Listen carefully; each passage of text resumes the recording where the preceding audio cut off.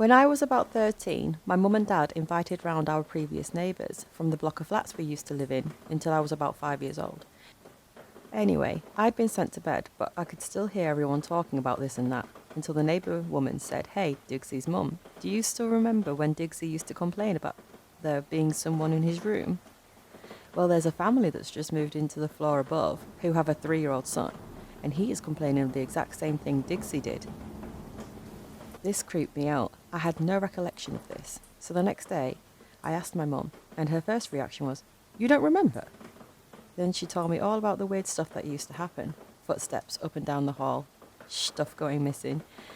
She said the final thing to happen was when she was listening to a record one day and it started to slow down, like someone was holding a finger gently on the platter till it finally came to a stop. My mum said she snapped at this point and started shouting, "Will you just leave us the fuck alone?" As soon as she said this, the record went straight back to playing normally and we never experienced anything ever again. I've never experienced anything like that since, and these days I'm quite sceptical of such stories, but I believe my mum. Strangest thing is how I found out about it, from someone else 10 years later, experiencing the same thing. When I was really little, my parents would let me stay up late on the weekends and watch TV until I fell asleep. I really loved these times, and I would stay up later than anybody else just because I could. Well, one night, I was almost asleep on the couch when I heard a noise on our front porch. It was the sound of our old-fashioned porch swing moving back and forth. I was a little scared, so I crept towards the bay windows of my living room and peeked out towards the porch. Sitting on the front porch swing was an older lady, probably in her 50s, wearing nothing but a nightgown, absolutely covered in blood and holding a huge kitchen knife. I flipped out immediately and ran screaming into my parents' room, but was too terrified to form the words. My parents saw that I was upset, but finally I was able to tell them what I saw. My dad got really angry and told me that it was just a dream and to go back to bed. I refused and kept crying and screaming until he had had enough and snatched my arm and then dragged me towards the front door. To prove that there was nothing there, I kicked and screamed all the way, trying to make him stop, but he kept pulling me. Finally, we got to the door. He unlocked it, swung it open, and said, "See, there's nothing there." To this day, I have never seen the look of fear and shock that was on his face when that woman turned and stared at us both and slowly stood up with the knife. My dad slammed the door shut and got my mum to call the police, while he went and got his gun. He went back to the door with a 12 gauge, cracked the door open enough to stick the barrel out. He asked what she was doing, and she said, "Somebody killed my husband, but it wasn't me." My dad told her that the police were coming, and she freaked out, grabbed the knife, and walked away. The police found her 15 minutes later trying to break into one of our neighbours' houses. I never slept in the living room again. My university was bisected by a big lake with a bridge going across it with an island gazebo in the middle. One night I was walking down the side of the lake about to cross the bridge to go to a dorm on the other side. As I was walking down the sidewalk, I noticed some kid in a grey-white hoodie with the hood up walking across the section of the bridge on my side of the gazebo towards my sidewalk. I didn't think anything of him until I walked by a big tree which blocked my line of sight for a second. When I got past the tree, I happened to glance back at the bridge, but there was no one there. He couldn't possibly have walked off the bridge. He would have had to go right by me. And if he had turned around in the split second I couldn't see him, he wouldn't have any time to have gone anywhere else. He was just gone. This gets creepier. About a year later, I was telling this story to my friend, who had been abroad that semester. He'd never heard it, and before I even got to what I saw, he cut in with, "Wait, did you see a guy in a hoodie disappear?" Yeah. He had seen something just like that freshman year. Absolutely weird. I hated walking on that bridge alone from there on out. I'm not sure how freaky it is, since it's not paranormal or anything, but when I was about 7 years old, I went on a walk with my babysitter. We were walking back a mile or so to my house on a fairly busy road, and about halfway there, she says, "We should play," Simon says. At first, we walked faster. then skip, then jog lightly. Then she says, Simon says, run as fast as you can. Simon says, turn here. I was slightly confused, but played along. As we turned down the driveway, I looked back and I saw two guys chasing after us. One with the bat, and the other had a knife. We ran up to a house and some old people living there let us in, thankfully. At the time, I didn't grasp how messed up it was that we were getting chased, and I still have no clue why they were chasing us. Too long didn't read? 80s punks with weapons chased myself and my babysitter when I was a little kid. When I was younger, we frequently visited my grandparents around the holidays, even though we didn't live in the same town. My aunt lived 2 houses down from my grandparents. The lady in the house between was really creepy. She was a large woman, over 6 feet. She wore logging chains around her neck, a dress and work boots. The only time I remember seeing her outside was either in the garden in the back, or when she was washing the outside of her house, scrubbing the actual building. She did this often. During these times, she would yell at us kids and call us all kinds of things. She would tell us the devil was coming for us. The adults told her to leave us alone, and told us to leave her alone, and to avoid her. We would run the distance in between my aunt's and grandparents' house because when you passed by, she was always watching out the window. It was creepy, and we never went alone. One Halloween, one of my cousins dared us to trick-or-treat her house. I remember how scared I was, but I didn't want to be the chicken. Plus I was going with a group. One of us rang the doorbell and there were a lot of banging inside the house, suddenly like doors slamming. When she answered the door, she had a severed head in her hands and we all went screaming. The adults told us it was a Halloween prop and we knew we shouldn't be bothering her and deserved to be scared. About a month later, my parents got a call that the lady had tried to kill my aunt while she was bringing in the groceries and had my young cousin in her arms. The lady had one of those rope saws and had come up behind my aunt with it. She put it over her head and around her neck and proceeded to saw. My aunt naturally flipped and started kicking the door. My uncle came and beat the lady down with a fire poker. The police investigated and revealed that the woman had been digging tunnels under her home, which were coming up under my aunt's, my grandparents' and another neighbour's house. She had been bringing the dirt up and putting it in the raised beds of the gardens.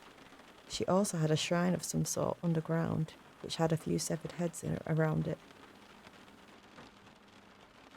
When I was a freshman in college, I was on a film shoot near Barstow on Route 66. We were shooting on the property of the cafe known for the film Baghdad Cafe. This property has an abandoned motel attached to it, which is where we were shooting this unbelievably bad horror film. The motel's floor was full of papers, something I initially figured was a relic from the past, while the motel was actually doing business. A while into the shoot, we started picking up the papers and reading them. They were handwritten letters from the 70s, perhaps never sent. They were addressed to dozens of different people, starting out normal, but going on to describe some really, really fucked up things. This was a guy who literally had some demons. He kept talking about how they were watching him and the like. Writing also got more and more messed up as we assembled the letters chronologically. Meanwhile, outside the motel, there was a storage container with "Keep Out" spray painted on it. Naturally, we were curious. There was a hole in the side, and someone reached in and pulled out some documents. Among them was a letter, on government typeface, I think it was in VA, telling the person who wrote those crazy letters that he was unknowingly a participant of some tests of hallucinogenic substances while he was in the army. This whole time, there was a room in the abandoned motel that was sealed off, that we were strictly forbidden from entering. All the windows were covered by plywood, and the door was barricaded shut. It smelt like death. Seriously, the worst smell I've ever encountered in my life. I don't have any way to verify whether this is actually a family story or whether it's an urban legend, but here we go. My family has lived in rural Nebraska since they emigrated from Germany in the mid-1800s. Near the turn of the century, disease was pretty rampant in the homesteading area, and it killed off members of almost every family. When someone died from the illness, time was of the essence in burying them, as not to let the virus spread from the deceased to the living. This meant no wake periods. So, an aunt of some unknown number of greats preceding her relationship to me dies of some disease, and she gets buried in the family cemetery on the homestead. The dogs were very fond of her, so it wasn't too surprising that after the funeral, the two dogs stuck near the grave. The rest of the family began to think something of it when, a week and a half later, the dogs were still visiting her grave almost constantly.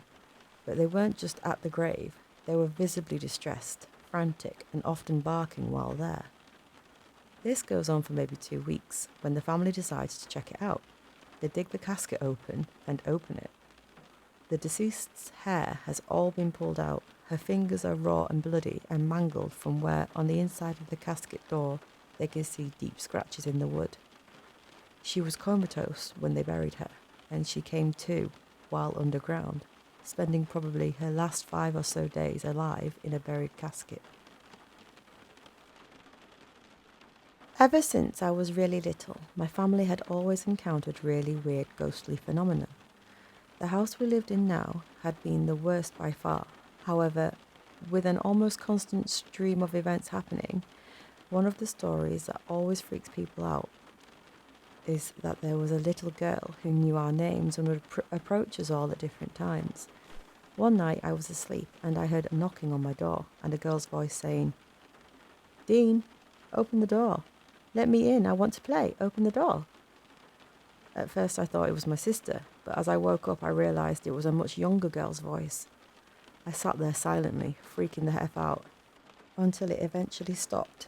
But just as I was about to go haul ass into my sister's room, there was a relentless pounding on the 2 separate doors that enter my room, and this little girl was screaming with laughter, saying, "I know you're in there. Let me in." After a few minutes, I just ended up yelling, "Stop it!" And then the pounding stopped. The next morning, my mum and sister, who I hadn't told, were talking about strange footsteps and giggling sounds all throughout the house, but neither of them had heard any pounding or me yelling. So, my mum remarried about 2 years ago. My dad died when I was around 12, so she had been widowed for over 10 years. This new relationship was very whirlwind, with them meeting, dating and getting married all within 3 months. I didn't know much about the guy, but my mum was really happy, so I just tried to be supportive. She moved into his house in upstate Virginia and invited my fiancé and I to spend a weekend in her new home getting to know her new husband. My mum's new home was pretty isolated. It sat on a few hundred acres of lovely rolling hills and was very picturesque. I was nervous about getting to know this guy, but really was trying to make the most of it. Over the course of our first day there, I felt more and more uneasy. I didn't think it was weird, just silly. My mum's new husband was being very welcoming and friendly. We were being made to feel very at home, yet I still couldn't shake this oppressive feeling. I finally chalked it up to me being more upset about my mum getting remarried than I was admitting to myself. We spent most of the day wandering around outside, since I felt worse when I was indoors. That night, my fiancé and I showered together. When I turned my back to him, he stopped talking mid-sentence and asked, "What did you do to your back?" "Well, nothing." "Why? You have a large bruise." I hopped out to try and see it in the mirror. I got back in and we finished showering in silence. Then it was off to bed. The one window in our room looked over on the pitch black empty field, but I couldn't sleep until I hung something over the window. I felt sure that otherwise someone would watch us through the window. The next morning I had a complete meltdown. I woke up and I just couldn't stop crying. I told my fiancé we had to leave. He tried to calm me down by telling me all the things I had been telling myself. My feelings of anxiety were just a result of seeing my mum with somebody else. The longer I spent with them, the easier it would become. But I just had to leave. It was only Saturday morning and we were supposed to stay there until Monday, but I felt completely hysterical. I knew I was on the verge of a panic attack, and my only concrete thought was I had to stop crying long enough to make our excuses and get the hell out. And we did. As soon as we were on the road, I felt like a weight had been lifted. I was even feeling embarrassed for my behaviour, hoping I hadn't insulted my mum's husband by leaving early. Then my fiancé broke the silence. "That bruise on your back, did you get a good look at it?" I had. It looked like someone had touched the middle of the back with fingers spread wide, with their hand at a tilt. I want to make it completely clear, no one had touched my back the previous day, especially hard enough to bruise me. Cut to 3 weeks later, my mum comes to visit me. The entire time she's hounding me to come stay with her again. After finally trying to change the subject for the 5th time, I level with her. Before I've even finished telling the story, her face is as white as a sheet. She tells me she's been feeling the same way in the house and she hates it. She wants them to move as soon as possible. And the real kicker? Her new husband's previous wife shot and killed herself right outside in the same field our room window overlooked. The summer between junior and senior year of high school, I went down to the lake in a very, very small rural town where I had a bunch of friends who were around my age. One day we decided to go to an abandoned house because there was just nothing else to do really, during the middle of the day. The house was boarded up a little, with the inside just being a mess. While we were there, a friend tells me a story of another time they and some other people were at this house. I wasn't there at that time. And one of the guys who was with them took a book home that they'd found in the house. Later on, in the middle of the night, the guy claims that his mother got up from being asleep, came into his room and told him to return the book to the house. The next morning, he asked his mum if she remembered doing that last night, and she told him no. The same day, he went back and returned the book to the house. It's worth mentioning that his mother didn't know that they went to the house, and also didn't know anything about the book. It's kind of creepy. My mum is the oldest of 6 children, and the oldest 5 are all 2 years apart from each other. So when she was in high school and about 16, 17-ish, she did a lot of babysitting for her siblings, my aunts and uncles. She's babysitting the family one night in winter and the phone rings. It's the neighbour from across the street. The neighbour tells her, "Don't turn around, but we are looking at your house right now, and we can see you and your siblings watching TV, and we see the back of your head while you're sitting on the sofa." "Okay," my mum says, thinking this is really weird. "Well," the neighbours say, "we also see a man right outside the house, staring right into the window of the room you and your siblings are all in. Do not move. Don't do anything. We've already called the cops." Cops show up just a few minutes later. The man fled the scene and was never caught. But, being winter, there was a dusting of snow on the ground and there were footprints all around the house, stopping at every window. Well guys, that's going to do it. If you made it all the way to the end of this video, please go down to the comments and comment the word spooky, just so I know that you survived. And yeah, I'm hoping to bring out lots more videos a lot quicker than I have been doing so far. So if that's something that sounds interesting to you, feel free to subscribe, like, and hopefully comment on the video. It will make me very, very, very happy to hear from you all. Anyway, I hope you're all having a great evening, and I will speak to you again soon.